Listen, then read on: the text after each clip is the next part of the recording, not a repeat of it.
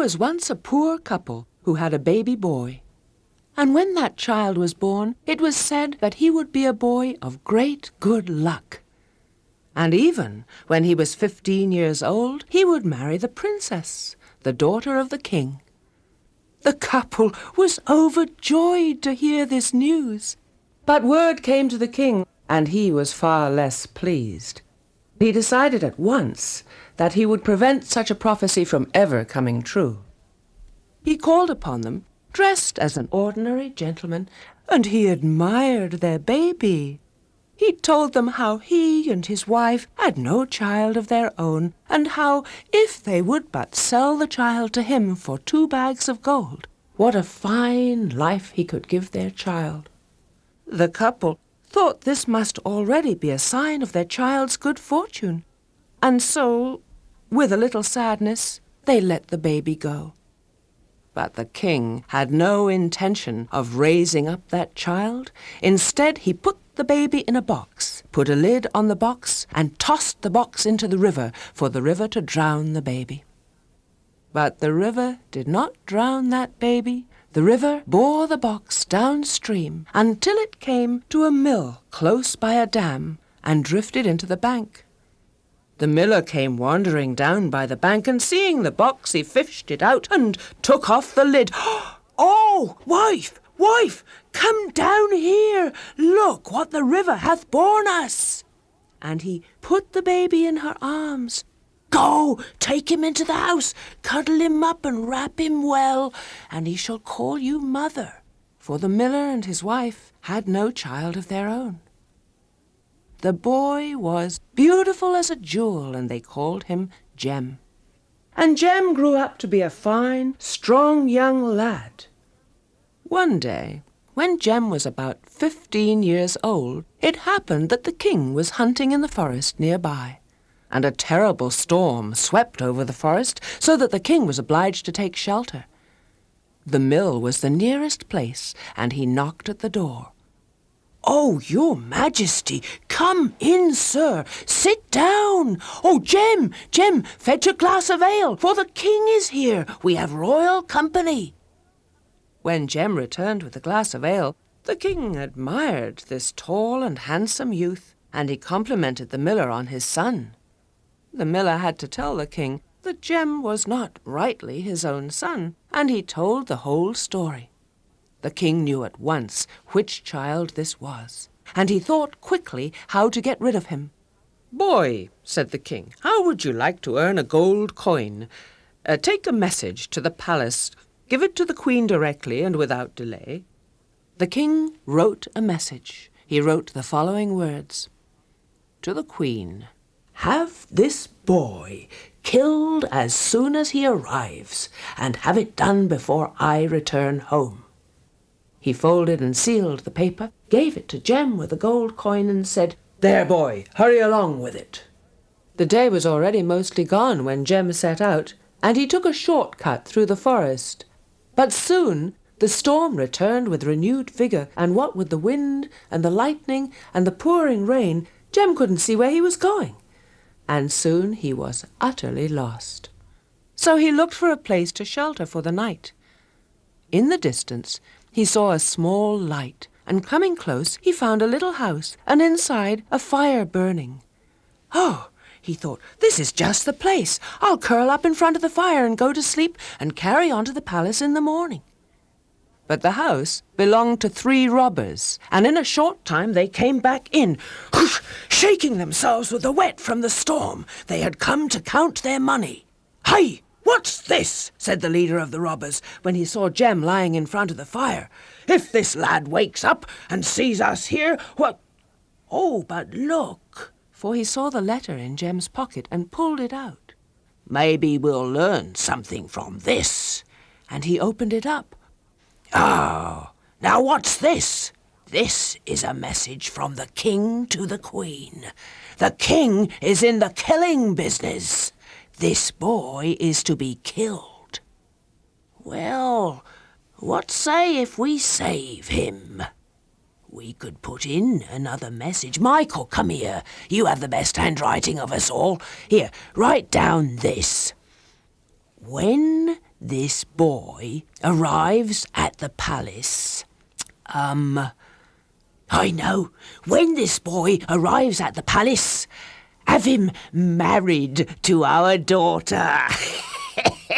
Have a big wedding and a slap-up party. Invite everybody, even the robbers from the woods. And have it done before I get home. We'll see how he likes that one. The letter was written, and it was put back in Jem's pocket. The robbers counted their money and left again, and in the morning when Jem awoke, he was none the wiser. He went on to the palace and was shown directly to the Queen. The Queen took the letter and read it. "Oh, my dear," she said to the princess, "what a strange letter your father has written." She looked at Jem.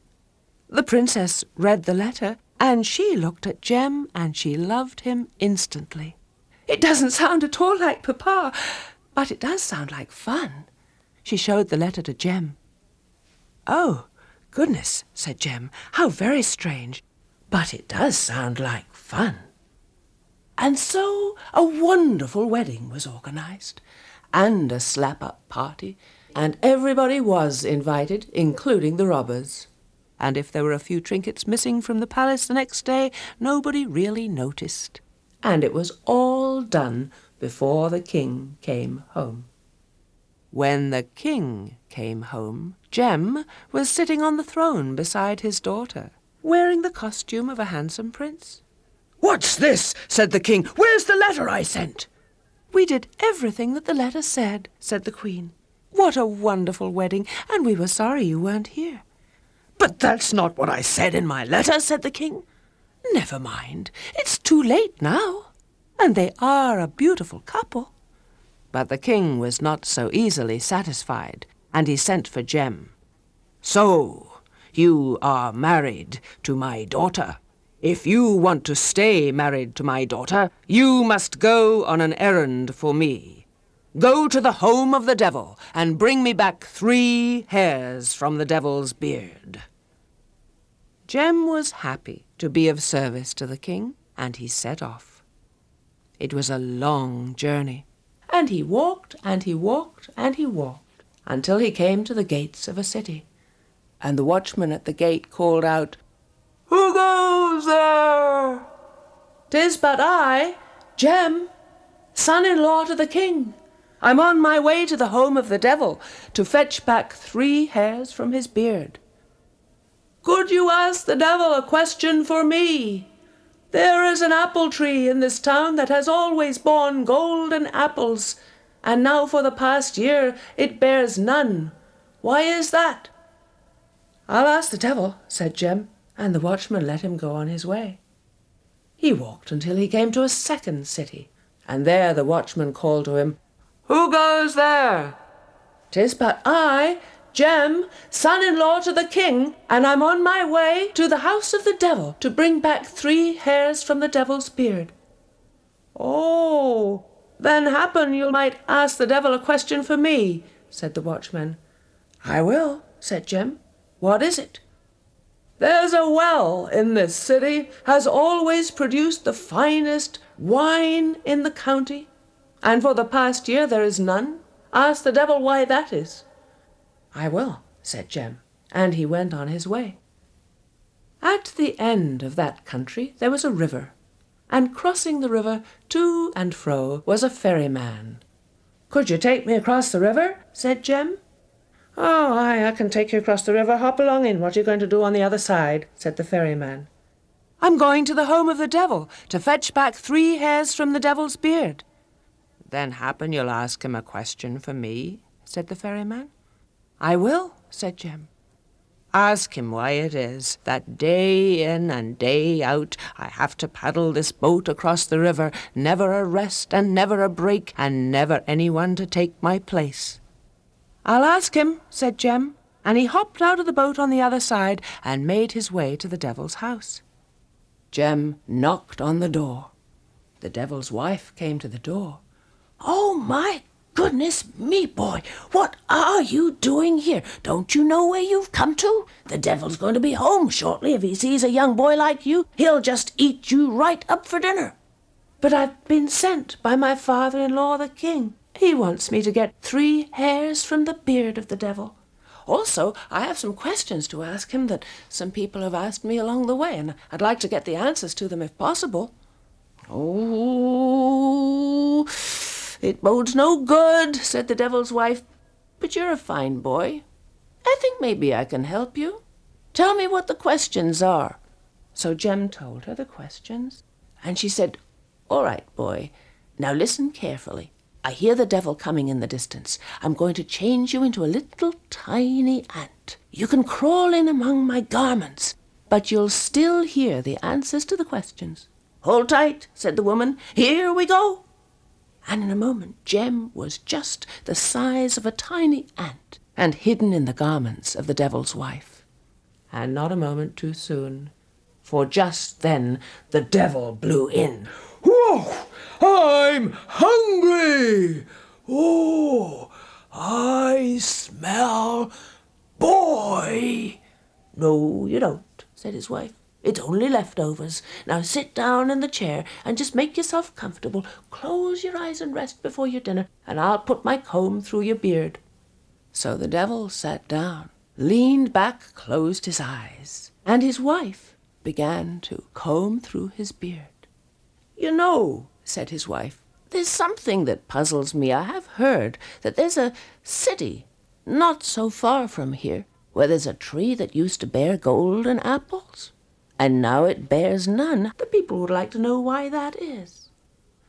"Oh, I know the answer to that," said the devil. "Down by the roots there is a great big snake which is curling around and strangling them. If they kill the snake, they'll have their golden apples back again. More fools they."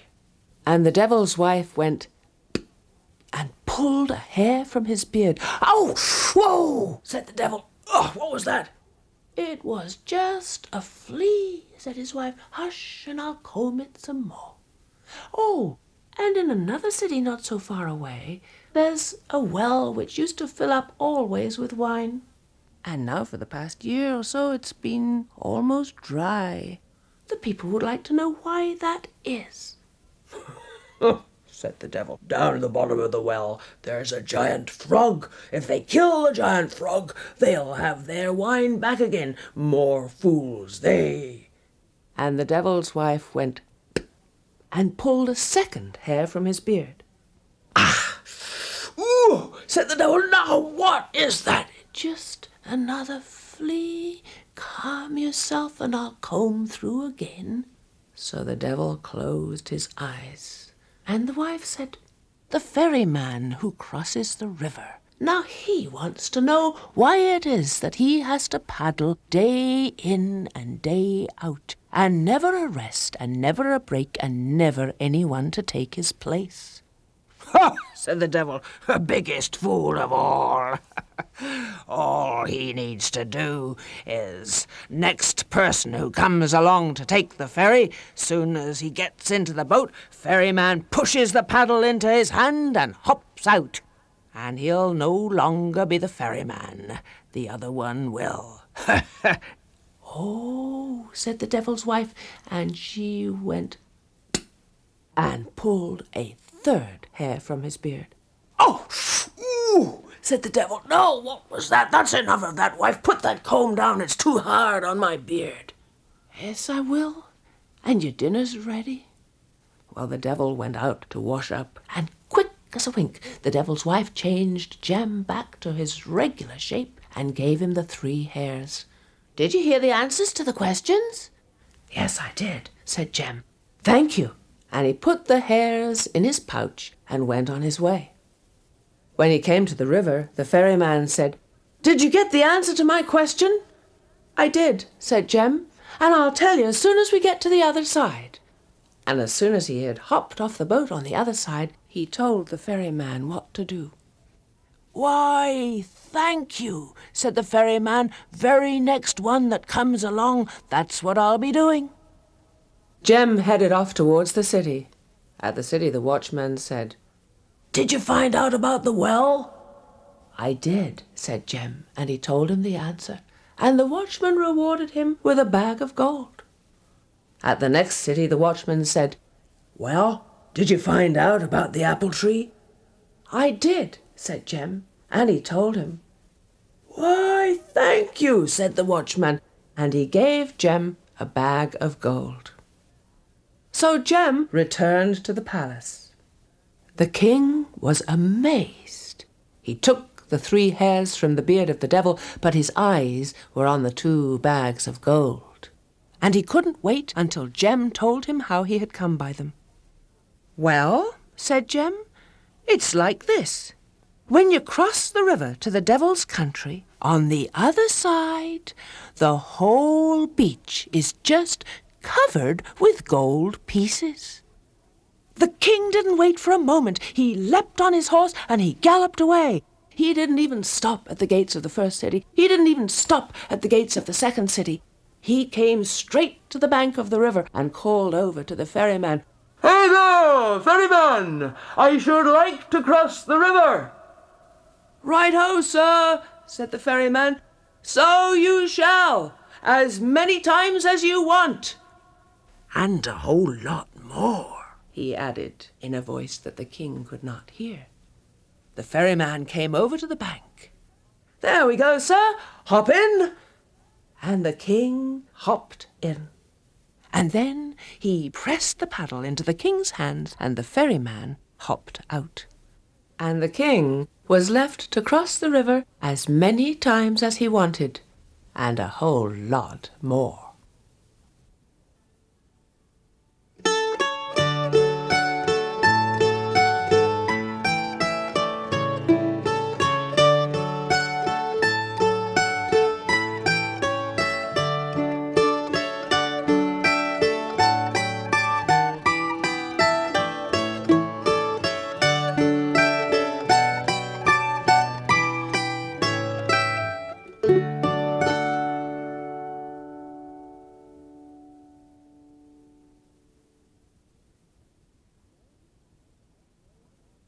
Way up in the snowy Northland, one Christmas Eve, a hunter caught a great white bear.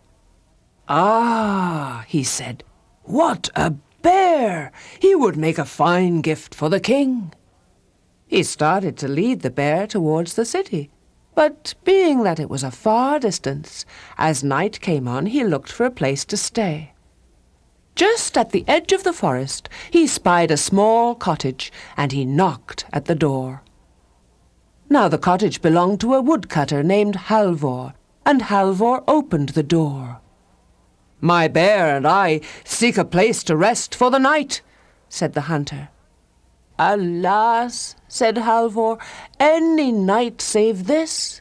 But every Christmas Eve, when we have prepared our Christmas feast, we are beset by a band of trolls from the forest, even before we can taste a morsel, and are forced to flit ourselves into the woodshed."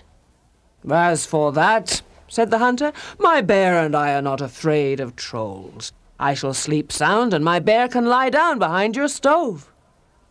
So Halvor let them in to rest, while his family set the feast on the table. Simmering soup, roasted goose, turnips, potatoes, and strings of sausages, lingonberry jelly, and pies too numerous to name. But the very moment they sat down to dinner, before they even supped a spoonful, in came the trolls. Through the door, through the windows, down the chimney, whooping and squealing and making all kinds of din. Some had 2 eyes and some 3. Some had pointy ears and some had curly noses. Some had bulbous bellies, and some had knobbly knees, and they all had twirling tails. Such raucous rogues were they that Halvor and his family flit through the back door and locked themselves in the woodshed. The trolls gobbled the goose and joggled the jelly and poked the pies and tickled the turnips and swung the strings of sausages. And then one little troll caught sight of the great white bear asleep behind the stove. It shoved a sausage on a fork and pushed it at the bear, crying, "Here, pussy, pussy, pussy!" The hot sausage burned the great bear's nose, and with a huge roar, the bear rose and chased every last troll right out of the house. When day came, the hunter and his great white bear continued on their journey to the king. The next Christmas Eve, Halvor was out fetching wood in the forest when a voice called out to him, "Halvor, do you still have that great white pussycat with you?" "Oh, why, yes," said Halvor, "and she has 7 kits, each bigger than herself." "Oh, then you'll not be seeing us this year." Nor did he, or ever again.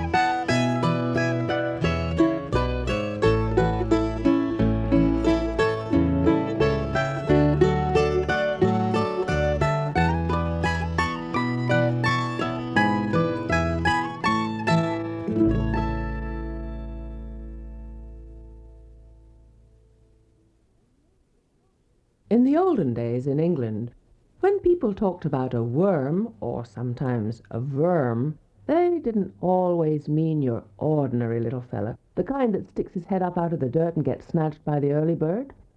Not even the kind that you dangle at the end of your fish line. Not even a night crawler. No, they were talking about a creature altogether much, much bigger. A creature whose body might be as big around as an oak tree. A creature who would be as long as a winding village street. Some people called them serpents. Some people called them legless lizards. Some people called them dragons. And often they were just called plain worms. There were a good many of them in those days all over the country, and a fine bother they gave to people too. And by all accounts, there was at one time a worm who lived at the top of Shervage Wood. Shervage Wood was really a hill, a fine hill with good woods way up at the top. And down below that, pastures where the farmers sent out their animals to graze. Now, into Shervage Wood at some time came an enormous worm.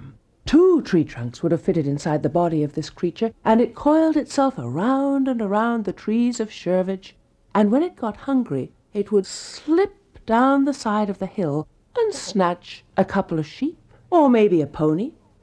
The deer and the rabbits fled. They ran away to safer pastures on Hurley Beacon. And it wasn't until near the end of the summer, when the shepherds came to round up their sheep, that suddenly they realized that all was not well. 9/10 of the flock had disappeared. And when the farmers went up to gather in the horses for the Bridgewater Fair, why, what was left? Just 1 or 2 skinny little creatures. Then they knew they had trouble. They sent up a couple of shepherds to look for the rest of the sheep, but they never came back. A couple of farmers' lads went up to look for the horses, and they didn't come back either. And after that, no one went up to Shervage. Now, the Shervage hills produced the finest crop of whortleberries in the entire county.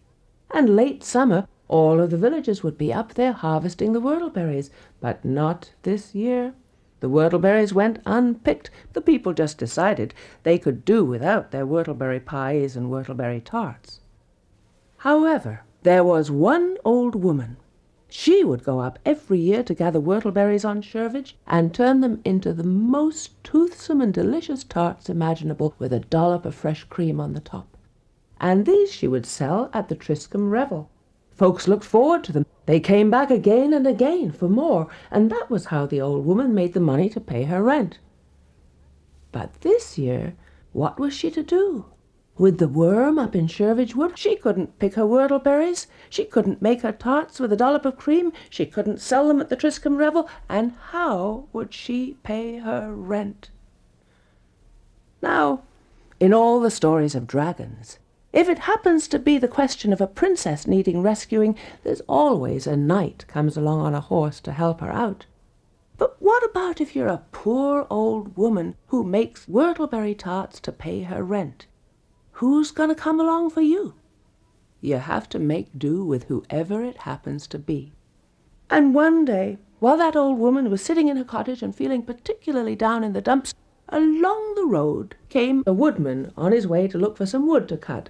And she knew he was a stranger. He wasn't from those parts. He was probably from Stogumber, about 5 miles away. And he would not know about the Shervage worm. As luck would have it, he stopped at her very door. "Good day, ma'am," he said. "Could you tell me where I could go cutting wood round here?" "Well," said the old lady, and she looked him up and down.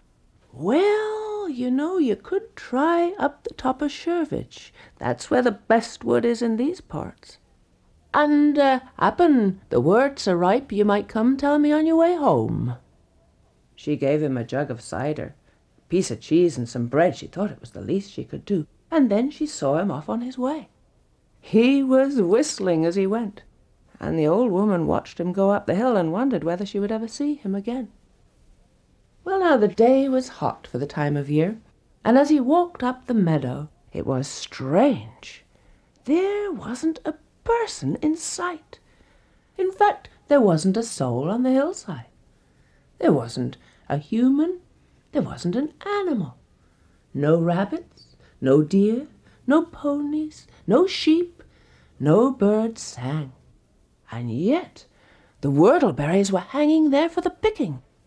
By the time he came up to the top of the hill and entered the woods, that fellow was feeling a little tired and in need of refreshment, so he looked around to find himself a good place to sit down. And there, almost buried in the bracken, was a fat, round log. The woodman sat down, made himself comfortable, took a long swig of that good, strong Somerset cider, and then suddenly he felt that log he was sitting on start to move. The woodman got up. "Hey, thee do movie!" He watched, and he saw the log swaying to the left and swaying to the right. And he snatched up his axe and he went thunk once, and he went thunk twice. And then he saw 2 halves of that log begin to squirm away in 2 different directions. He watched as one side of it curled itself away and slithered down towards Billbrook, and the other side of it curled itself and slithered away down towards Kingston St. Mary. "Well, I'll be," said the woodman, because he had cut the worm in 2. And you know what happens when you cut a worm in 2? If the 2 halves go off different ways, why, they don't meet up to form one again. They simply form 2 worms. And you know, even to this day, the people down in Billbrook talk about seeing once in a while some fire-breathing creature up on the hill. And the people in Kingston St. Mary, well, you know, they called the centre of their town Dragon's Cross. But everyone knows that those two were once the Shervage worm. Well, when the worm had disappeared, the woodman sat down, he drank the rest of his cider, ate his bread and his cheese, and then he felt like cutting wood. So for the whole afternoon he cut wood until he had as much as he could carry. Then he started down the hill again, and he remembered the old woman, and he took his hat off, and he picked her a hat full of whortleberries. He knocked at her door when he got to the bottom. "Ah, you're back," she said. "How was it then?" "It were all right," said the woodman. "There was a great worm there at first, but it ain't there any more." "Is that so?" said the old woman, and she put on her hat and went climbing up the hill to pick whortleberries for the Triscombe revel.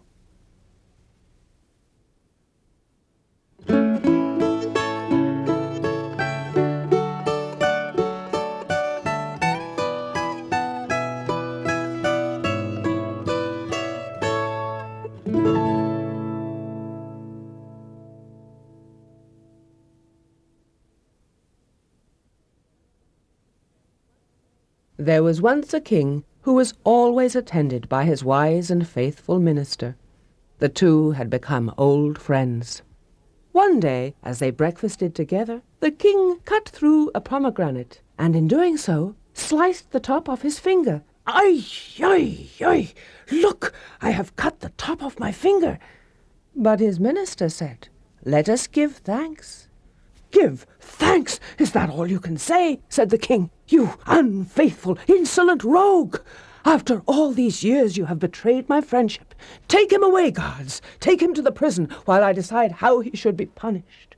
The guards took the poor old man away. The king paced up and down, thinking of his old friend, and he asked the guards how the minister was doing in prison. "Ah, he says nothing, except that he gives thanks," said the guards. "Gives thanks? Then he is not only an unfaithful rogue, he has also lost his senses," said the king, and decided that he would go hunting. Normally, when the king went hunting, the minister would go with him. Now, without his minister to accompany him, the king was not happy. He wanted the company of no one else, and set out by himself. He was so distracted that he scarcely noticed a gazelle go by, and he missed a shot at a leopard, too. Now it happened that bordering the kingdom was the country of a prince, and those two rulers vied with each other in wealth and power, and they had become such enemies that it was agreed that no one should cross from one country to the other. If any subject from the kingdom or any subject from the prince's country crossed over to the other side, they would be seized and punished. The king, hunting alone without his minister, thinking of his old friend in the prison, scarcely noticed where he was going, and without being aware of it, he crossed over into the prince's country and was promptly set upon and seized by the guards. He was brought to the prince himself. "Aha!" said the prince, in great surprise to see his royal prisoner. "Now what shall we do?" He summoned his wise men. They looked in their books. They looked at the stars. They consulted the signs. And they came back to the prince and said, "O Highness, today is a bad, bad, unlucky day. The gods are angry, and they demand a sacrifice. That is what should be done with your royal prisoner." The prince was a trifle taken aback, but he said, "Well, so be it." And the preparations were made for the sacrifice.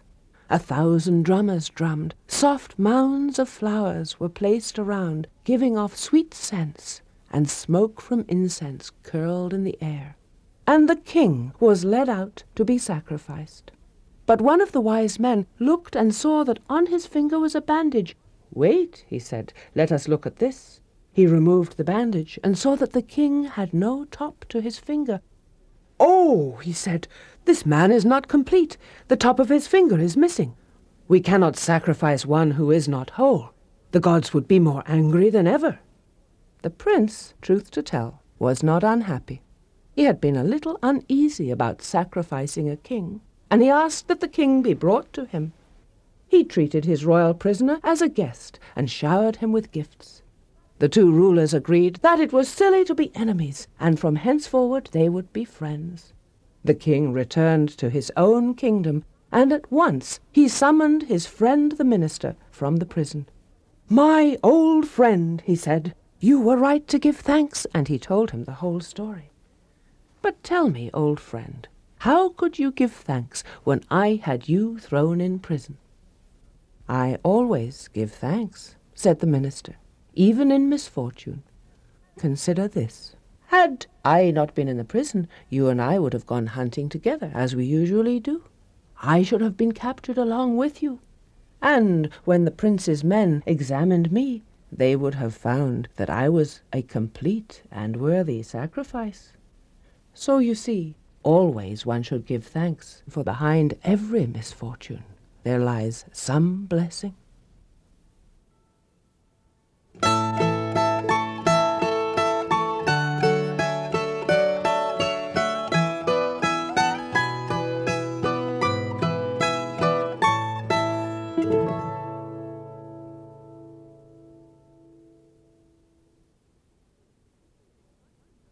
There was once a girl who was about to be married to a fine young man. Now one afternoon her mother sent her out of the house to the well to fetch some water, and as she sat at the edge of the well, with the bucket down at the bottom, she got to thinking about her fine young man and how it would be when they were married. She thought, now what if we had a little boy, and when he got old enough to walk, he comes out of the house, tittle-toddle, tittle-toddle, tittle-toddle, over to the well, and he falls right in, whoop, bunk, and he gets drowned. That would be terrible. Oh. Well, her mother came out of the house to see what was happening, and saw her there and says, "Molly, Molly, what's the matter?" and runs over to the well. "Oh," said Molly, "I was thinking about my fine young man and getting married, and how if we had a little boy and he came out of the house, tittle-toddle, tittle-toddle, tittle-toddle, came over to the well, and he went whoop, bunk, and fell right in, and he got drowned. It would be so dreadful." And her mother said, "Oh, it would indeed. It would. Oh." She put her apron up over her face and she sat down crying beside Molly. Pretty soon the father came out of the house. "Hey, what's going on?" he said. And he comes right over to the well. "What's the matter with the two of you?" "Oh, father," says Molly, "I was just thinking about when I get married, and if we had a little boy, and he comes out of the house, tittle-toddle, tittle-toddle, tittle-toddle, comes over to the well, her bunk falls down to the bottom, and he'd be drowned. Oh." "Oh," said the father, "that is a terrible, terrible thought. And he sat by the well with the two of them. Well, pretty soon, along comes Molly's fine young man. See how arrangements for the wedding are going.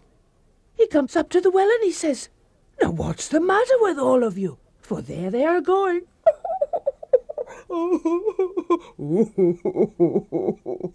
And Molly looks at him and she says, "Oh, I was just thinking, supposing when you and I get married, we have a little boy." And he says, "What's the matter? Don't you like boys then?" "Oh, no, it's not that. I was just thinking, suppose he comes out of the house, tittle-toddle, comes over to the well, falls right in, hip, bunk, and goes to the bottom and gets drowned." And the mother said, "Oh, what a terrible thought." And the father said, "Oh, that's the worst thing I've ever thought of."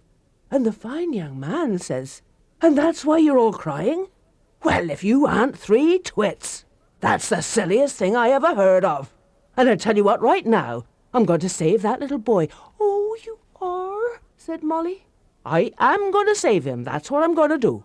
For he's not going to be born, that's what, for I'm not going to marry you.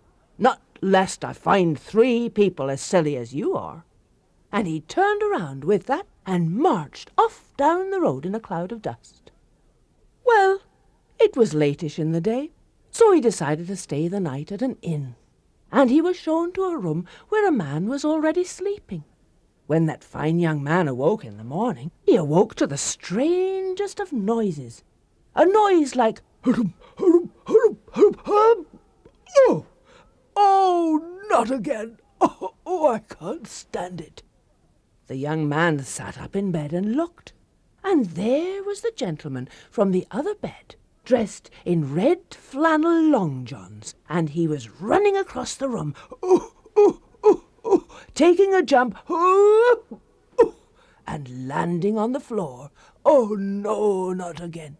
And the young man noticed that across 2 chairs on the other side of the room were hanging the gentleman's trousers. The gentleman turned around and said, "It's always the same every morning. I never get out to work on time. I'm always so long about putting on my trousers." And he took a deep breath and ran across the room again. Young man said, "Did you never think of putting your trousers on one leg at a time and pulling them up around your waist like that?" "Why, no, I never did. But that is a wonderful idea. Oh, it'll save me so much time. Thank you indeed." "Why, not at all, thank you," said the young man, and thought to himself, "Well, I found one silly well enough." And he set off that morning, whistling as he went down the road. A nice fine day it was, with the sun up in the sky, and by the time the sun was nice and high, he happened to be passing a small house, when suddenly, out of the door, comes an old woman bent over a wheelbarrow with nothing in it. She wheels it out and sets it down in the middle of the road. And then she just stands there and waits. And then she takes the wheelbarrow, turns around, goes back into the house. That's mighty funny, thought the young man. Now why would she do that? And while he was thinking about it, out she comes again with the empty wheelbarrow, sets it down in the middle of the road, and stands and waits. Turns around, wheels it back into the house again. And the 3rd time she comes out, the young man says, "Excuse me, ma'am, but may I ask what you're doing with your wheelbarrow?" "Oh, sonny," she said, "it's always like this every day that I wash my kitchen floor. You know what it's like. Floors take a while to dry. There's nothing like a spot of sunshine to help them along. So I'm just coming out and filling my wheelbarrow with some sunshine to take back in to dry my floor." "Oh, I see," said the young man. "Well, now, did you ever think of maybe opening your windows a little bit and letting the sunshine pour in that way?" "Oh, no," she said. "Thank you, sonny. Now that'll save me back so much wheeling. Oh, I'm much obliged to you." "And I to you, madam," said the young man, for he had found 2 sillies.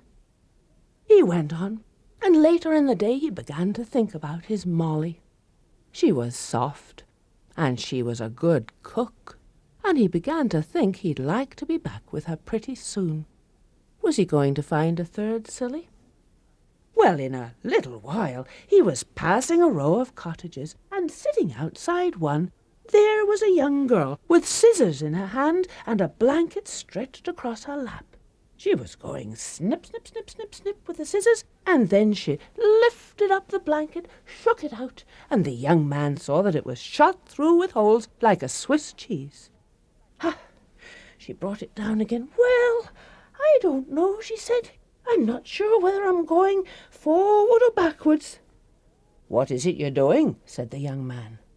"Oh, well, you see, my mum asked me to take care of this blanket.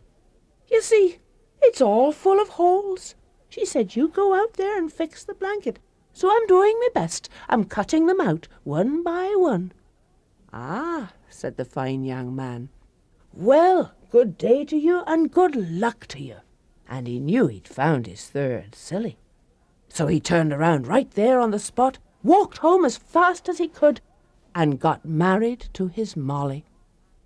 But you know, the day after the wedding, that fine young man covered that well with a nice thick slab over the top. Oh, they had sons. Not just one, they had 6 of them. And not a one of them was drowned, because their dad taught them how to swim before they could even walk. And I guess that tells you something, doesn't it?